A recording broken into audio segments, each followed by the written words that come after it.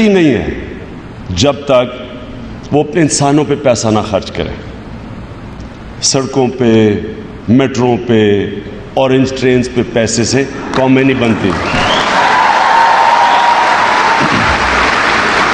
Asian tigers, سارے Asian tigers, ان سب Asian tigers کی آپ ٹائیگر بننے سے پہلے دیکھ لیں اپنے لوگوں کے اوپر پیسہ خرچ کیا. پہلے انسانوں کو ہیومن ڈیولپمنٹ کرتے ہیں، انسانوں کے اوپر ویلیو ایڈ کرتے ہیں، اور وہ پھر لوگ خود ہی اورنج ٹرین چلا دیتے ہیں. لیکن کوئی قوم جو اپنے انسانوں کے اوپر انویسٹ نہیں کرتی آج تک اس نے ترقی نہیں کی. تو اس لیے یہ پختونخوا کے اندر، پختونخوا کی تاریخ میں، پاکستان کی تاریخ میں پر کیپٹا سب سے زیادہ پیسہ ہم نے ایجوکیشن کے اوپر یہ موجودہ حکومت نے خرچ کیا، اور انشاءاللہ اگلے سال اس بجٹ کو اور اوپر لے کے جائیں گے. لیکن میرا آج آنے کا یہاں مقصد لیڈرشپ، ایک آپ کو کوشش کر رہا ہوں کہ میں آپ میں سے لیڈرز پروڈیوس کروں. دیکھیں، قومیں لیڈرز، رول ماڈل سے اس طرح قوم بنتی.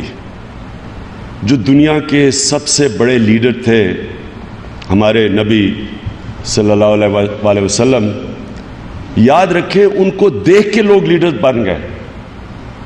آپ اگر وہ میں امید رکھتا ہوں کہ آپ میں سے کوئی وہ پیریڈ سٹڈی کرے ان کے دنیا سے پردہ کرنے کے بعد، اتنے عظیم لوگ اتنے چھوٹے ٹائم میں کبھی نکلے ہی نہیں. وہ پیریڈ سٹڈی کرے ان کے بعد، یعنی جس طرح ایک سے ایک بڑا عظیم انسان نکلا، تو وہ کیا تھا؟ وہی لوگ پہلے تھے. ان کے جانے کے بعد کیا ہوا کہ ہر کوئی لیڈر بن گیا.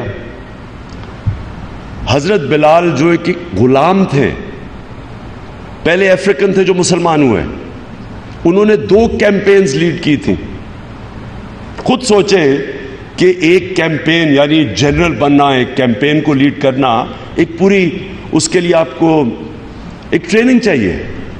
تو ایک غلام بن ایک جنرل بن گیا تو کچھ ہوا ہوگا نا، کچھ اس لیڈر کو اس نے کچھ کیا ہوگا ان لوگوں کے اوپر کہ سب لیڈر بن گئے.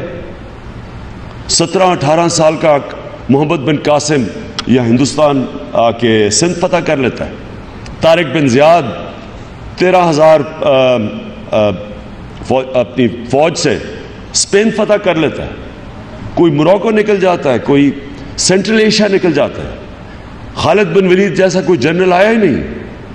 تو کیا تھا وہ لوگ جو ایک دم سب لیڈرز بن گئے. تو یہ میں چاہتا ہوں کہ آپ اس کے اوپر اس لیے غور کریں کیونکہ قوموں کو لیڈرز اٹھاتے ہیں. اور میں بڑے افسوس سے کہتا ہوں، اس لیے میں نے فیصلہ کیا کہ میں اپنے جو فیوچر آپ کا ہے، میں اپنی فیوچر جنریشن کو کوشش کروں کہ آپ میں سے سمجھیں کہ لیڈرشپ ہوتی کیا ہے، لیڈر کیسے بنتا ہے. اور لیڈر ہر کوئی بن سکتا ہے. آپ سب جو بیٹھے ہوئے ہیں، آپ سب میں پوٹینشیل ہے لیڈر بننے کا. تو میں نے فیصلہ کیا کہ میں اپنے یوتھ کو تیار کروں کہ آپ میں سے جتنے آپ بیٹھے ہیں، آپ میں سے اگر تھوڑے سے بھی لیڈر نکلا ہے، کیونکہ غلام ہندوستان میں ایک آزاد انسان نے، ایک غلام ہندوستان میں آزاد انسان نے اپنی فلسفی لے کے آیا. اسٹڈی کر کے مغرب، اور ابھی بھی آج علامہ اقبال کو پڑھیں تو آج بلکہ زیادہ اس سے زیادہ ایپٹ ہے جو پہلے تھا. کیونکہ تب تو میں تو حیران ہوتا ہوں کہ غلام ملک کے اندر کیسا آزاد سوچ تھی. قائد اعظم کی سوچ دیکھ لیں، علامہ اقبال کی دیکھ. اور اب میں دیکھتا ہوں ہمارے جو ہماری ساری ویسٹرنائزڈ تھنکنگ ہے وہ اتنی غلامانہ ہے. تو برے وقت کو ہینڈل کرنا، ہار نہ ماننا، غلطیوں کو اینالائز کرنا، اور اینالائز ایسے کرو کہ آپ اپنے بیسٹ کرٹک ہو. آپ کو کسی کی کرٹیسزم یا آپ میں ابیلٹی ہونی چاہیے. مثلا آپ کے یہاں فیکلٹی بیٹھی ہوئی ہے, میں آپ میں جب فیل کریں کہ مجھے برا وقت ہے, آپ کو پتہ ہونا چاہیے کون سی فیکلٹی سے مجھے کون سا ایڈوائس ملے گا. یہ آپ میں کیپیبلٹی ہونی چاہیے. یہ سب سے بڑی امپورٹنٹ چیز ہوتی ہے کہ آپ کی اگر انالیسس ٹھیک ہوگی, آپ صحیح راستے میں, آپ اپنی غلطیوں کی صحیح نشاندہی کریں گے, آپ پھر کھڑے ہو جائیں گے. یہ ہوتا ہے اگر آپ کی انالیسس غلط ہو جائے, اور وہ عموماً یہ ہوتا ہے کہ آپ ڈیمورلائز ہو جاتے ہیں. ہار آپ کو جب ڈیمورلائز کر دیتی ہے تو ڈیمورلائزیشن میں آپ غلطیاں کرتے ہیں, آپ کمپرومائزز کرتے ہیں. مجھے بڑی دفعہ لوگوں نے کہا عمران صاحب آپ اکیلے نہیں کچھ کر سکیں گے. یہ دیکھیں نا, یہ نون لیگ اور بس دو پارٹی, کبھی ٹو پارٹی سسٹم میں تھرڈ پارٹی نے کبھی بریک تھرو نہیں کیا.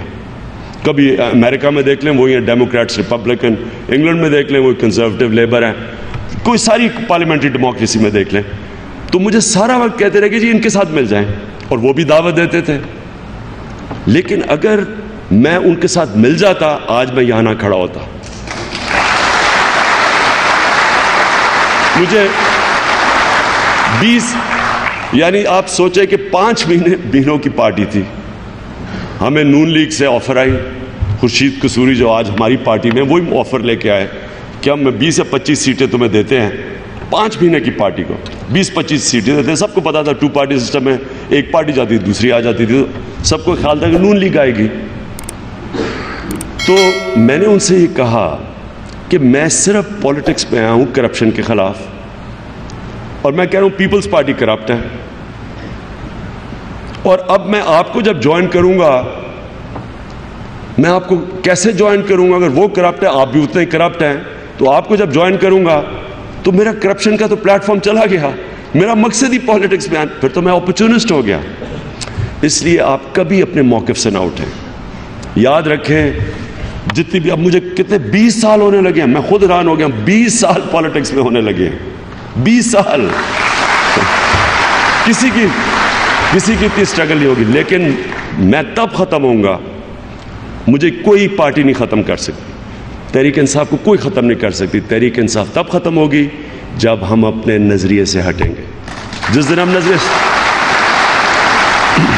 اچھا